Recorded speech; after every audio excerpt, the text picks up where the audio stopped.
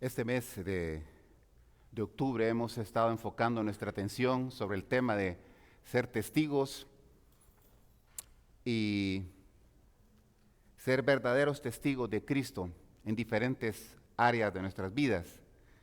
Y hoy vamos a cubrir la parte que tiene que ver de ser testigos de Cristo en la familia y en el barrio o en el vecindario. y vamos a cubrir pues esta tarde eso, y la próxima semana pues continuaremos siempre con el tema de ser testigos de Cristo, pero en nuestro trabajo hay áreas donde a veces no es fácil ser un testigo de Cristo. Hay retos, hay desafíos, hay quizás sufrimientos, cosas que uno puede pasar. Así que uno de los campos más difíciles para compartir el Evangelio, pero no imposible, es la familia. Algunos de los famosos frases que dicen es: nadie es profeta en su propia tierra. Y esa es una gran verdad, ¿verdad? Porque cuando se trata de compartir del amor de Dios, de la transformación que Cristo ha hecho en nuestras vidas, y lo compartimos en nuestra familia, son los primeros que nos tiran piedras, son los primeros que se burlan, son los primeros que se ríen de nosotros. Pero sabe, eso es parte del proceso. La Escritura habla claramente pues que el terreno, nadie es profeta en su propia tierra. Y también la Escritura habla de que íbamos a sufrir ese tipo de conducta de otros, de nuestra propia sangre. Generalmente, pues, si un creyente desea compartir con otros, lo puede hacer con cualquier persona afuera de su círculo familiar, pero cuando se trata de su misma familia, de aquellos que tienen el mismo lazo sanguíneo, la tarea es difícil, la tarea es diferente. Bueno, pero la Escritura nos llama como seguidores de Jesús, como discípulos de Él, a ser testigos de Cristo dentro de nuestra propia familia, de nuestro propio vecindario, no importando lo complejo que esto pueda ser, lo complicado que pueda volverse. Somos llamados a ser testigos de Cristo. La semana anterior mencionamos que la palabra testigo viene de una palabra griega que es martus, de donde viene la palabra mártir, que realmente esa palabra, si estudiamos un poquito ese término, lo que significa es que es aquel que recuerda y puede contar algo acerca de alguien o de algo. En otras palabras, un testigo de Cristo es alguien que recuerda y cuenta acerca de Él. En este caso, pues, dar testimonio de lo que Él ha hecho en nuestra propia vida, la transformación que ha ocurrido a través de Él en nuestra propia vida. Eso es lo que usted y yo necesitamos hacer como seguidores de Cristo. No desmayar. Se recuerda, la semana pasada traje una escalera y una toalla. No tire la toalla. Se burlan en su casa porque usted es creyente, no hay problema, no tire la toalla. En su trabajo se burlan de usted, se ríen de usted, se mofan de usted, quizá le escupen, le dicen cosas, no tire la toalla. Es parte del proceso. ¿Sabe qué? Siéntase especial de saber de que uno puede sufrir por la causa de Cristo. En la iglesia primitiva, la primera iglesia que surgió en el libro de Hechos capítulo 2, a partir de Hechos 2, pues nace la iglesia, lo que conocemos como la iglesia. Y la iglesia es la asamblea de creyentes, el grupo de personas que buscan a Dios diariamente. El plan de Jesús cuando Él comenzó, lo encontramos en Mateo 28, 19 y 20, que lo vimos la semana anterior. Mateo 28, 19 y 20 es exactamente el últimos dos versículos del libro del Evangelio según San Marcos. Y ahí Jesús da una tarea, y esta tarea es para todo aquel que le sigue. No es una tarea opcional, es una tarea obligatoria para todo aquel que le sigue. Y Mateo 28, 19 al 20 dice: por tanto, id y haced discípulos a todas las naciones, bautizándolos en el nombre del Padre y del Hijo y del Espíritu Santo, enseñándoles que guarden todas las cosas que os he mandado, y he aquí que yo estoy con vosotros todos los días hasta el fin del mundo. Amén.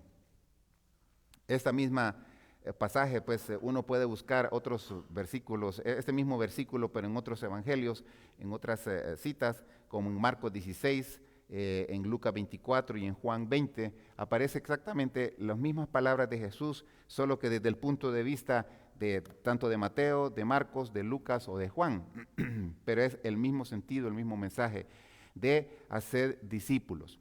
Pero algo peculiar que menciona ahí, ¿verdad? Es que mencionamos la semana anterior, ¿verdad? El privilegio que usted y yo tenemos de ayudar a las personas, de ir en primer lugar, ¿verdad? Usted y yo movilizarnos, salir de las cuatro paredes de la iglesia.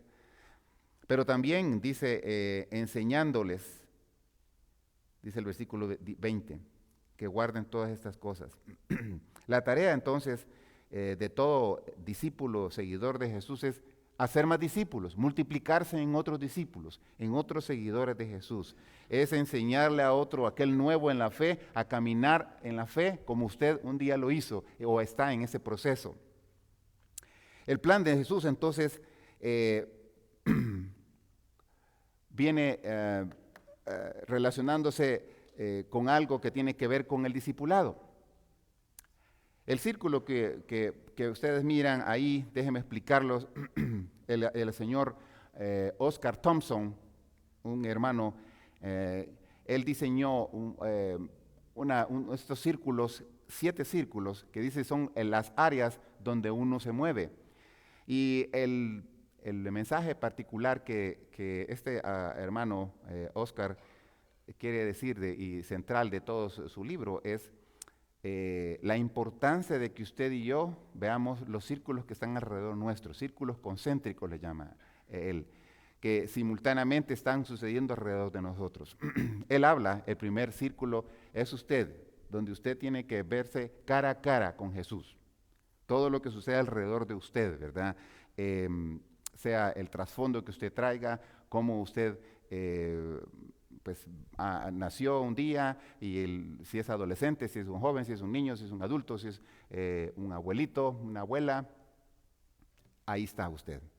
Pero alrededor de ese viene otro círculo que tiene que ver con la familia inmediata. Todos aquellos que están cerca de usted, sea su cónyuge, sea sus hijos, su hija, aquellos que están muy cerca de usted. Es la familia inmediata. El siguiente círculo está compuesto por los parientes. Parientes se consideran todos aquellos que están afuera de su círculo familiar. Círculo familiar es donde usted está, papá, mamá, hijos. Pero afuera de eso, su papá, su mamá, los abuelos, es la categoría, el círculo de los parientes. El siguiente círculo es los amigos cercanos a usted o amigos íntimos. Aquella compañera de trabajo que es más que compañera de trabajo, es una persona con que usted puede abrir su corazón y compartir cosas de la vida, alguna pues confidencia que usted puede tener con esa persona. Eso se le llama los amigos cercanos. El siguiente círculo son aquellos que son sus vecinos o socios o asociados, dicen otros, vecinos, con quien usted puede compartir o está alrededor de usted. Esa señora, el vecino de la par o el vecino del frente, aquel señor bien contento que siempre sale todas las mañanas a la acera, o aquella señora gruñona, o aquel que tiene gatos, aquel que tiene perros, o qué sé yo, ¿verdad? O aquella persona quizá de otra nacionalidad o de otra cultura. Esos son los vecinos y también los socios, ¿verdad? Donde usted es parte de algún grupo donde se asocia con esa persona, ¿verdad? Sea un club, sea un deporte, sea lo que sea. Entonces, ese es el siguiente círculo. Pero continúa ahí él diciendo que otro círculo es los conocidos. Los conocidos son aquellas personas que usted ya tiene tiempo de conocer o que sabe que tal persona de la cuadra, en la esquina, es alguien que usted ya conoce, que usted se identifica con ellos. Y también, y finalmente, otro círculo es una persona X que usted no conoce, ¿sí? Y de repente, al salir de un lugar, pues usted conoce a esa persona o nunca la había visto en su vida, ese le llaman pues una persona X. Ahora, el punto de lo que dice este hermano, Oscar Thompson, es que todos vivimos todos tenemos por lo menos una persona de cada uno de estos círculos. Un familiar, un pariente, un amigo, un vecino, un conocido o una persona X. Todos. Entonces solamente ahí hay por lo menos 6 personas que nosotros conocemos a diario. Hoy mismo, ¿verdad? Usted está seguro que tiene por lo menos uno, que aunque yo le aseguro que son más. Entonces lo que está diciendo él es cuán importante es que uno pueda ser testigo de Cristo en estos círculos. Y el primer círculo que aparece alrededor del yo, si usted nota, es la familia inmediata. Y por eso comenzaba diciendo que uno de los terrenos a veces más complejos, más difíciles, pero no imposibles, es la familia. Ese círculo donde a veces es tan cerrado que usted no puede pasar, pero es un círculo en el cual pues necesitamos también compartir y ser testimonio a estas personas. En Hechos 8, si avanza un poquito más en su Biblia, leímos la semana pasada sobre estas palabras de Jesús antes de partir y de regresar a la diestra del Padre. Hechos 1:8.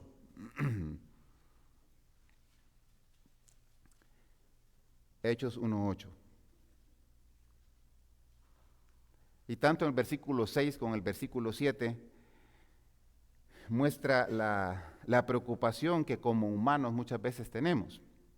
Dice el versículo de Hechos 1:6, entonces los que se habían reunido le preguntaron diciendo, Señor, ¿restaurarás el reino de Israel en este tiempo? Y les dijo, no os toca a vosotros saber los tiempos, las sazones que el Padre puso en su sola potestad. Y el versículo 8 dice, pero recibiréis poder cuando haya venido sobre vosotros el Espíritu Santo y me seréis testigos en Jerusalén, en toda Judea, en Samaria y hasta lo último de la tierra. El Señor, ahí en ese versículo, hay varias cosas que podemos ver, ¿verdad? La preocupación de sus seguidores, dice, ¿restaurarás el reino de Israel en este tiempo? O sea, tú vas a llegar a ser el rey, porque ellos andaban siguiendo a Jesús pensando que él iba a ser el rey y que iba a destronar al imperio romano y que iba a surgir un nuevo imperio, el imperio de Cristo, el imperio de Jesús. Pero Jesús no venía con unas ideas políticas, venía con una idea diferente, una idea de establecer el reino de Dios aquí en la tierra, y ese era su interés.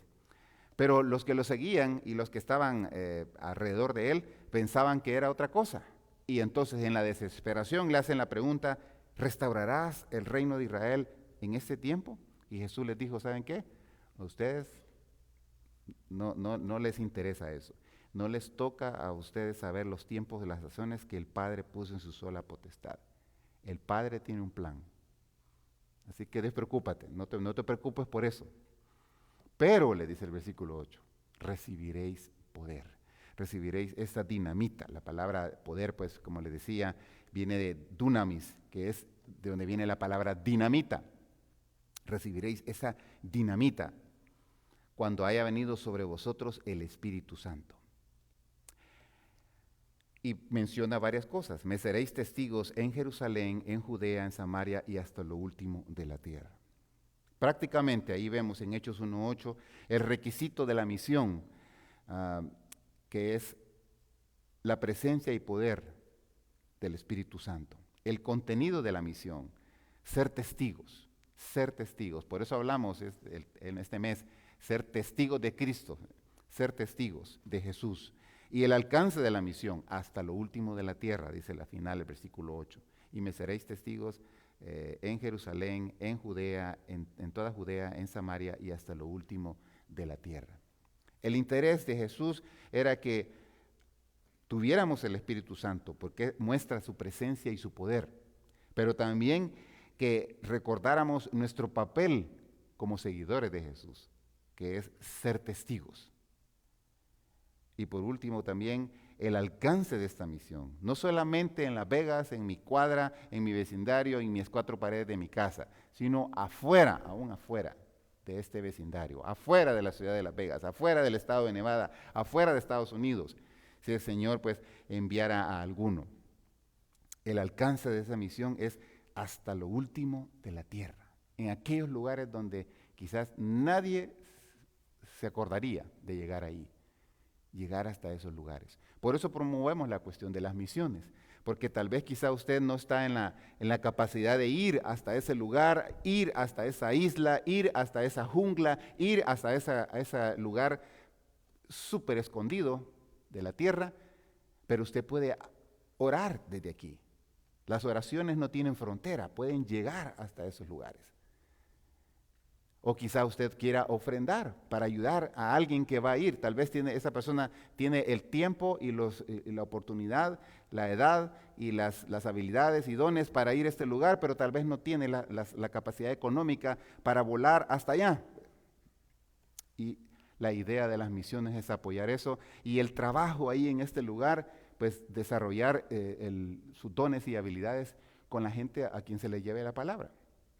Entonces hay varias maneras, ¿verdad? No solamente pensar de que no, yo ya no puedo ir porque ya estoy viejito, ya estoy viejita, o yo no puedo, yo no tengo las energías, o yo no puedo hacer esto, yo no puedo hacer esto. Físicamente tal vez usted no está en la capacidad, pero podemos orar desde aquí, podemos tomar tiempo para orar, podemos tomar tiempo para ofrendar, podemos tomar tiempo para animar a alguien que sí puede ir. Entonces, la tarea, según Hechos 1:8, pues, ¿verdad? Recibiréis poder cuando haya venido sobre vosotros el Espíritu Santo y me seréis testigos en Jerusalén, Judea, Samaria y hasta lo último de la tierra. Prácticamente ahí está desglosado el requisito, el contenido y el alcance de la misión que tenemos como discípulos de Cristo. ¿Sabe? Si usted un día entregó su corazón a Cristo, usted se convirtió en un discípulo de Cristo. Y no lo digo yo, lo dice la Escritura. Entonces, usted y yo tenemos una tarea y una responsabilidad de responder ante ese llamado de ser discípulos de Cristo. Un discípulo es un seguidor de Cristo. Y el seguidor lo que hace es imitar a su maestro. Así de sencillo, imitar a su maestro. Entonces, el plan de Jesús, pues, como ya mencioné en Mateo 28, 19 y 20, es que vayamos y hagamos discípulos y ser testigos de Él. Y estábamos cantando aquí, ¿verdad? Somos el pueblo de Dios, un pueblo especial, ¿verdad? Y llevaremos su gloria, etcétera, y ser testigos de Él, ¿verdad? Ser testigos es ahí donde usted trabaja, ahí donde usted vive, poner el nombre de Dios en alto, poner el nombre de Cristo en alto. Entonces, debemos recordar también la importancia de ser testigos. Ya mencioné hace unos breves segundos sobre la importancia de ser testigos. La existencia de la iglesia testifica su fe en Cristo en todos los lugares y culturas, más allá de nuestra expansión geográfica, más allá de los límites de la ciudad de Las Vegas. Apenas la ciudad de Las Vegas está casi alcanzando, si no me equivoco, los 3 millones de personas, ¿verdad? En el 2016, en el mes de octubre. Puede ser que esté un poquito más, un poquito menos, pero ahí más o menos anda el número de personas. Pero hay lugares, ciudades enormes que son tal vez 30 o 15 veces más que la ciudad de Las Vegas. Y así como lo grande que es, también hay gente que necesita escuchar de la palabra de Dios. Pero a veces hay lugares donde su cultura es diferente a la cual uno se ha criado. Entonces, lo importante aquí de rescatar es recordar que debemos ser testigos de Cristo, verdaderos testigos de Cristo, ahí donde vivimos, ahí donde trabajamos, ahí donde nos movemos. El libro de Hechos, todo el libro de Hechos, nos muestra todo esa... Hechos 1:8 lo muestra, es el resumen de todo el libro de Hechos. En Jerusalén, en Judea, en Samaria y hasta lo último de la tierra. Si usted lee todo el libro de Hechos, comienza exactamente en Jerusalén, todos los eventos. Hechos capítulo 2, y ahí va, y luego se va expandiendo, más, hasta lo último de la tierra. Termina con el apóstol Pablo, que llegó hasta Italia, ¿verdad? Y por cierto, el apóstol Pablo estaba con planes de llegar hasta España, aún más allá todavía. Muy lejos de donde él se movilizaba. Pero lo que quiero decirles es que ese me seréis testigo es algo que debemos recordar, la importancia de recordar de usted, que usted y yo necesitamos pues tener en mente, ¿verdad? Que somos testigos. La palabra mártir, pues, de donde viene testigo, que quiere decir eso, muestra también la importancia de que nosotros como creyentes, como discípulos, estamos presentes en este mundo de una manera real, de una manera visible, pero también tenemos que ser discípulos efectivos en un mundo tan conglomerado de tantas cosas. La gente que no conoce a Jesús va a conocerle a través de nuestro amor, cómo usted y yo los tratemos, a través de la presencia suya y mía, a través de proclamar el Evangelio, a través de hechos concretos hacia las personas. Cuando alguien está en dolor, cuando alguien está en una alegría, cuando alguien está en un triunfo, como iglesia, como discípulos, de poder identificarnos y de poder apoyar a estas personas, a través del compañerismo, a través de tantas acciones de servicio que podemos hacer con las personas. Una iglesia misionera, una iglesia con enfoque en el discipulado, es una iglesia que está pensando qué oportunidades hay donde podemos nosotros servir a otros. 2 Corintios 5, 18 al 21, si ustedes quieren ir conmigo, por favor, dice unas palabras muy importantes y recordatorio también para nosotros, 5, 18 al 21. Y nos dice, y todo esto proviene de Dios, quien nos reconcilió consigo mismo por Cristo y nos dio el ministerio de la reconciliación, que Dios estaba en Cristo reconciliando consigo al mundo, no tomándoles en cuenta a los hombres sus pecados, y nos encargó a nosotros la palabra de la reconciliación. Así que, versículo 20, somos embajadores en nombre de Cristo, como si Dios rogase por medio de nosotros. Os rogamos en nombre de Cristo, reconciliaos con Dios. Al que no conoció pecado, por nosotros lo hizo pecado, para que nosotros fuésemos hechos justicia de Dios en él. En este pasaje se nos dice algo muy interesante con respecto a todo seguidor de Cristo. Usted, si es un seguidor o una seguidora de Cristo, usted es un embajador de Dios. Somos embajadores en nombre de Cristo, dice el versículo 20. O sea que un embajador es aquella persona que representa un reino, representa un país. Usted va a la Embajada de México, ese territorio donde está construida la embajada es como que usted estuviera en un pedacito de México. Va a Guatemala, a Puerto Rico, cualquier lugar que sea una embajada, ese es como que estuviera en un pedacito de su tierra.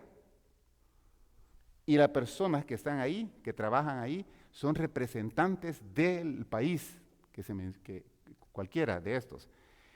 Entonces, en el caso de la vida cristiana, cuando un discípulo, un seguidor de Cristo, donde se mueva, es un embajador, una embajadora.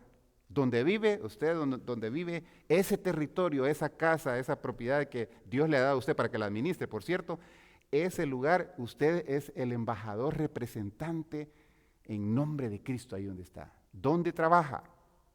Eso quiere decir pues que no nos podemos dar el lujo de que yo voy a hacer todo santulón en iglesia, pero al salir de aquí me voy a mi trabajo, me desconecto del evangelio y hago lo que quiera, hago con mi vida, haciendo un montón de cosas, pero cuando ya me voy acercando aquí el próximo domingo me pongo todo santulón y como que nada. No, el embajador es embajador en cualquier lugar donde vaya. Sea en el trabajo, sea en el vecindario, en el carro, en el parqueo, en el banco, en el supermarket, en cualquier lugar es un embajador de Cristo. Entonces, la idea es, un embajador pone en alto el nombre de ese reino, de ese país que representa. En el caso del cristiano, representa a Cristo. Entonces necesitamos poner el nombre de Cristo en alto. De eso se trata. ¿Qué significaba en aquellos días ser testigo? Hermanos y amigos, déjenme decirles que en aquellos días, cuando el libro de Hechos está dando, ser testigo de Cristo era estar completamente comprometido y serio de que yo quería seguir a Jesús. Muchas de estas gentes que aparecen en Hechos jamás tuvieron la oportunidad de conocer a Jesús, pero estaban seguros que por el testimonio de los discípulos, por el testimonio de los apóstoles, de que habían seguido a Jesús y estaban dispuestos a dar su vida, no importara lo que pasara. Porque lo que está sucediendo en el siglo I es que la iglesia estaba siendo perseguida. Todos aquellos que se llamaban cristianos eran perseguidos y tenían que matarlos. Entonces ellos estaban dispuestos a morir por el Señor, no importara lo que sucediera. No importa si me cortan la cabeza, no importa si me hierven en agua caliente, no importa si me despellejan, no importa si me ahorcan, si me crucifican, no importa, porque yo estoy siguiendo a Cristo. Eso significaba en aquellos días ser un testigo, una persona comprometida con todas las agallas de seguir al Señor, no importando el costo que tuviera. Ese es un lado de la moneda. Pero si le damos vuelta al otro lado, ¿qué significa ser un testigo hoy?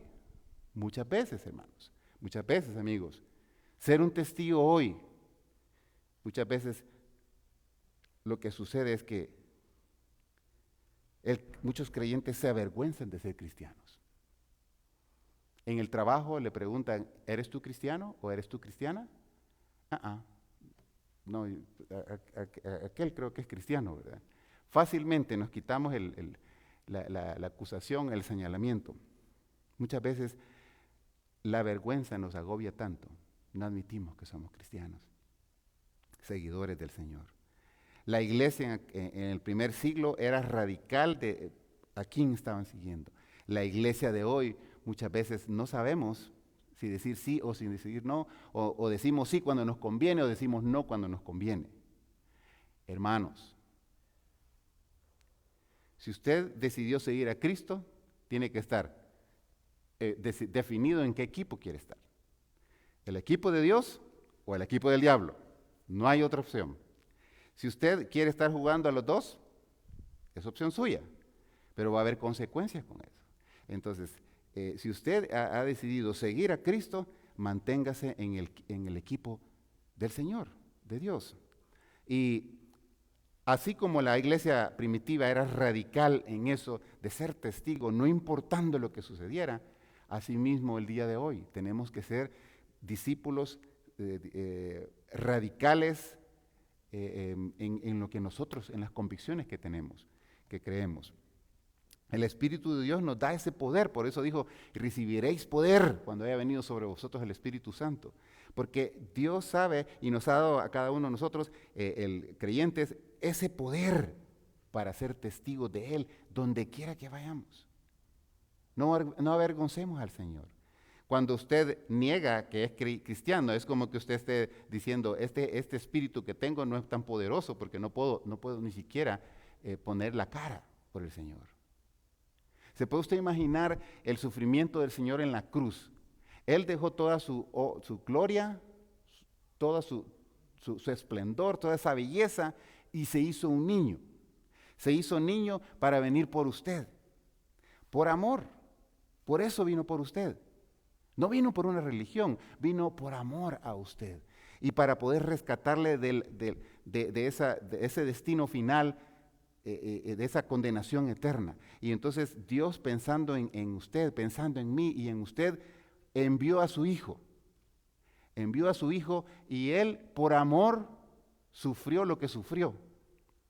Por amor se sacrificó y vino aquí a la tierra y muere en la cruz para entregarse por los pecadores, para declararnos justos delante del Padre, porque nada de lo que nosotros hagamos va a justificar nuestra salvación, nada que nosotros podamos hacer. Usted y yo podemos ser las personas más buenas y entregar el dinero a media humanidad, pero eso jamás va a satisfacer la justicia de Dios. Lo único que podía satisfacer esa justicia de Dios era la muerte de Jesús.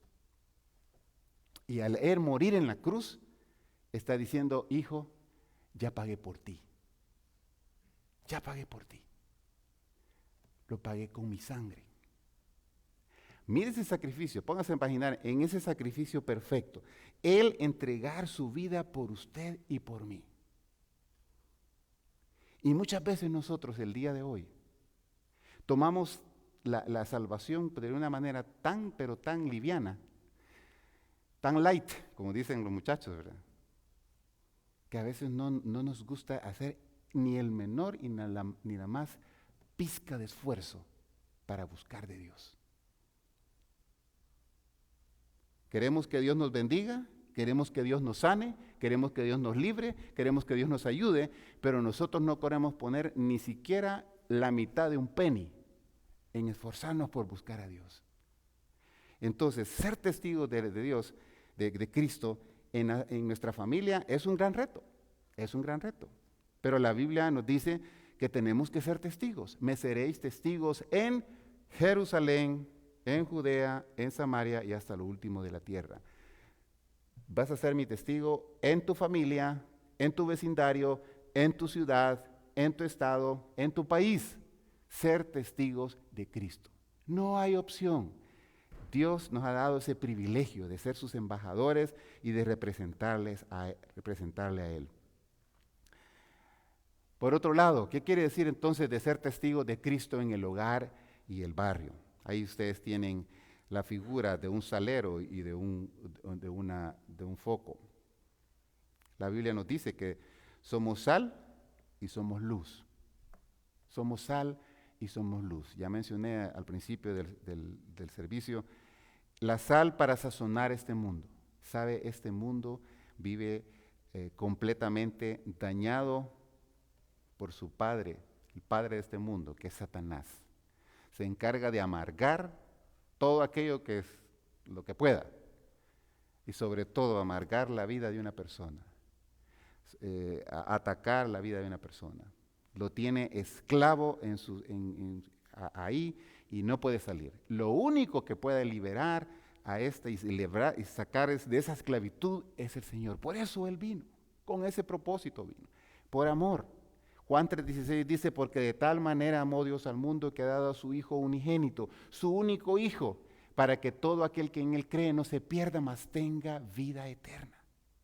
Mire cuánto nos ama el Señor, cuánto nos ama Dios.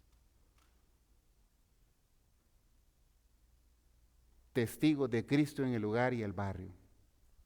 Pablo Deiros, el autor del libro La Iglesia Celular, dice así: en una congregación misionera, los hogares en los que Dios y nosotros moramos están abiertos al mundo y son en sí mismos una expresión de la reconciliación en Cristo que proclamamos.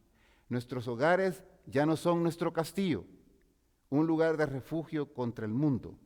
Una de las maneras en las que la gracia de Dios opera es ayudándonos a recordar que el lugar en que vivimos no es nuestro, sino que es de Dios.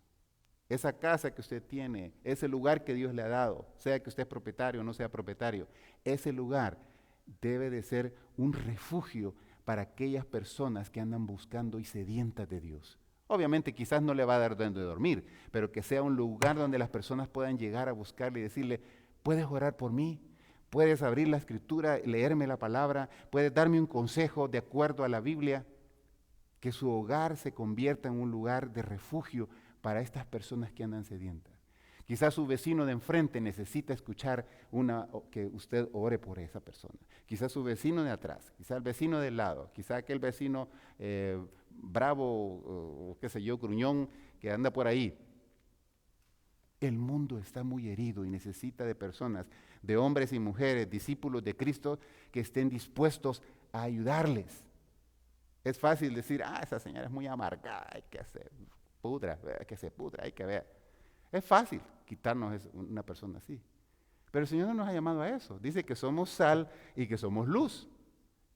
¿Qué sabe usted que esa persona, que ese vecino suyo, ese compañero de trabajo que está completamente perdido en las drogas o en alguna adicción, necesita que usted ore por él? Necesita que usted le hable de Cristo. Necesita ver una transformación en usted para seguir a Cristo. ¿Sabe por qué en la iglesia, en Hechos, el crecimiento fue grande? Porque la gente veía transformación en las vidas de las personas. El día de hoy, muchas personas quizás nos miran y dicen, no, para hacer como ese aleluya, mejor me quedo como estoy. Y tienen toda la razón, porque muchas veces no reflejamos a Jesús, no reflejamos que somos verdaderos seguidores de Cristo. Ser testigos de Cristo en el hogar y el barrio pues es un gran reto. Dios opera en nuestros hogares. Ahí en su casa va a llegar su tía, su abuela, su sobrino, su pariente cercano. Y ahí está la oportunidad de oro que Dios nos da para poder hablar de Cristo, para poder reflejar a Cristo, para poder modelar a Cristo, para poder mostrar la transformación que Él ha hecho en mi vida, en su vida.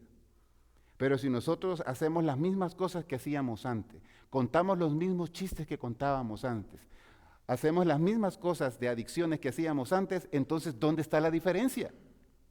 ¿Dónde está la diferencia? La gente afuera tiene que ver un cambio, una transformación, que la gente puede decir, yo quiero ser como esa persona. ¿Qué te está pasando a ti? Porque es diferente ahora. Y antes hacías esto y ahora ya no lo haces.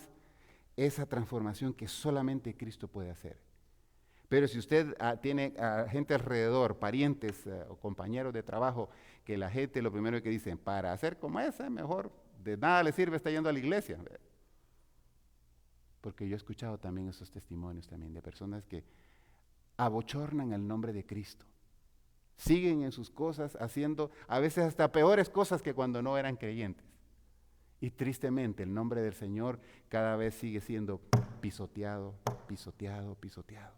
No, hermanos, necesitamos poner el nombre de Cristo en alto. Como discípulos de Cristo necesitamos dar testimonio de Él en el hogar, en el barrio, en el vecindario. Que cada hogar refleje que estamos siguiendo a Cristo. El hogar realmente, cada hogar es una pequeña iglesia, donde el papá es la cabeza. Cada hogar es la iglesia misma. Y somos llamados a ser instrumentos de redención. ¿Qué quiere decir esa palabra redención? La palabra redención viene desde muy antiguo, de muchos años atrás. La idea es de comprar, de adquirir. La manera en que se usaba este término redención era que cuando alguien quería tomar la posesión de alguien, sea un humano, pagaba un costo. Y al pagar el costo, entonces esa persona pasaba a ser propiedad de él. Un ejemplo lo tenemos en el libro de Ruth. En la historia de Ruth, Ruth era una viuda y se había quedado viuda ya por varios tiempos y se acercó a un campo a espigar trigo y conoció a un muchacho que se llamaba Booz. Este muchacho nunca había sido casado y la costumbre cultural de aquellos días era, bueno, esta mujer está sola, yo estoy solo, pero habrá alguien quizá interesado o un pariente cercano que va a tomar a esta mujer antes de que yo pues establezca una relación con esta persona. Entonces, en la investigación se dieron cuenta que había una persona, un pariente que podía tomar a esta chica, Ruth, pero dijo, no, yo no estoy interesado. Entonces, el siguiente que le tocaba era este buen mozo que estaba interesado en los huesos de ella. Y ese acto de poder salvar a esta mujer, porque el hecho de ser viuda ponía en cierto riesgo y beneficios la vida de una mujer en aquellos días. Entonces, cuando un hombre se casaba con esta viuda, prácticamente la ayudaba y la sacaba de esa situación. Entonces, a ese acto se le llamó redención, redimir a esta viuda, a esta mujer que estaba sola. Entonces, si lo trasladamos al tiempo de Cristo, en el Nuevo Testamento, usted y yo éramos como esa viuda, esperando pues que alguien pudiera ayudarnos por nuestra situación de pecado. Entonces, aparece en escena aquí el enviado de Dios, Jesús.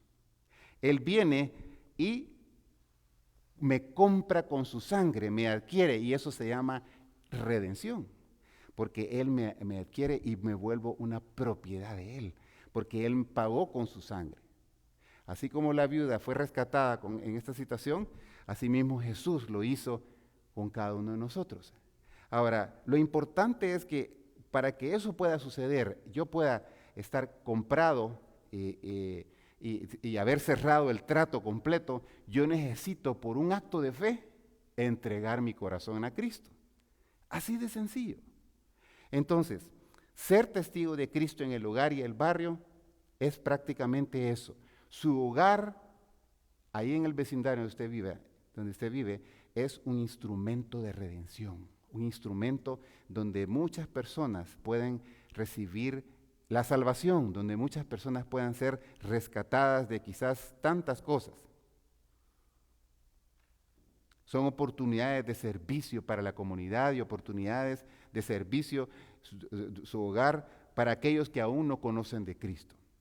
Cada hogar cristiano debe ser un foco de luz en medio de un mundo en tinieblas. Basta que haya luz para que se rompan las tinieblas. Este salón, en un par de minutos, a la hora de apagar las luces, se queda casi completamente a oscuras. No digo casi completamente porque ahí hay entrada de luz en esas ventanas. Hay entrada de luz en las puertas de vidrio. Pero si esas puertas fueran negras y esas ventanas estuvieran bloqueadas, este lugar estaría súper oscuro. Yo he estado en este lugar en la noche cuando no hay luces. Esas graditas no se logran ver, vean, ni estas, mucho menos estas. Entonces hay que sacar el celular para andar alumbrando. Pero lo que quiero decirles es que basta con un rayo de luz para que se ilumine el lugar. Basta que usted y yo, como cristianos, como seguidores de Cristo, alumbremos ahí en nuestras casas, alumbremos en nuestro vecindario, alumbremos donde trabajamos, alumbremos donde vayamos. Sea que usted viaje a California, al norte, al sur, donde quiera que Dios lo lleve, que usted pueda hacer esa luz alumbrando. Déjeme terminar entonces algunas cosas aquí. Conclusión. En conclusión, pues, como iglesia, como discípulos de Cristo, debemos practicar el ministerio de la reconciliación. Usted y yo somos embajadores que Dios quiere usar para reconciliar a esa abuelita, a esa mamá, a esa suegra, a ese familiar que aún no conoce de Cristo, pero usted ya lo conoce y aquí está Dios que quiere salvar a esta persona. Envía a su hijo, pero como usted ahora ha venido a Cristo, entonces usted se convierte en un embajador para llevar las buenas nuevas a esta persona y poder reconciliar a esta persona con Dios. Mire qué bonito el privilegio que nos da Dios, ¿verdad? Pero si usted se calla, aquí esta persona necesita conectarse con Dios y aquí está usted en medio y si usted se calla, no va a existir esa reconciliación, no va a existir ese canal. Dios quiere usarlo a usted, entonces necesitamos dar ese paso de acción. La labor de reconciliar al mundo con Dios es el corazón del testimonio de la iglesia y el motivo de nuestra misión en el mundo. Usted y yo somos embajadores que tenemos el mejor mensaje de amor que Dios nos ha entregado para que lo compartamos con otros. Pero también reflexionemos por unos momentos y hagámonos estas preguntas. Y con estas preguntas quiero que terminemos. ¿Qué tanto alumbra usted en su familia? ¿Qué tanto alumbra en su vecindario? Si alguien entra a su casa esta tarde, ¿va a notar una diferencia en su hogar? ¿O verá el mismo tipo de hogar que hay en otros lugares? ¿O verá lo mismo como en cualquier lugar? ¿Es su hogar un lugar donde su familia y vecinos pueden venir con libertad por un consejo, pueden venir para desahogarse, pueden venir para escuchar el consejo de Dios? ¿Hasta qué punto estaría usted dispuesta a sufrir y sacrificarse por Cristo? ¿Sabe? El sacrificio no lo va a hacer más santo ni lo va a llevar más allá. Simplemente, ¿hasta qué grado usted está dispuesto a sufrir?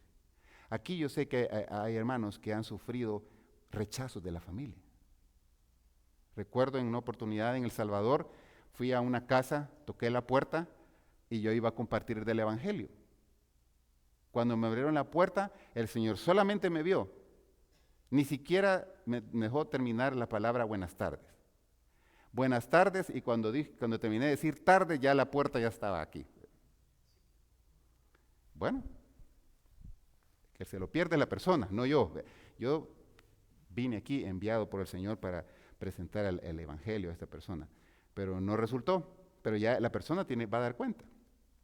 Pero que a veces que alguien se burla de nosotros, alguien se mofa de nosotros, ¿Saben? A Jesús se mofaban de él en la cruz. Cuando él iba en camino al Calvario, se mofaban de él, se reían de él, se carcajeaban de él, se burlaban de él. Pero él siguió obediente hasta la cruz. Como discípulos de Cristo, quizá tenemos en nuestros vecindarios o en nuestras propias familias personas que se burlan de nosotros. No importa, no tire la toalla. Usted siga modelando a Cristo, usted siga fiel al Señor.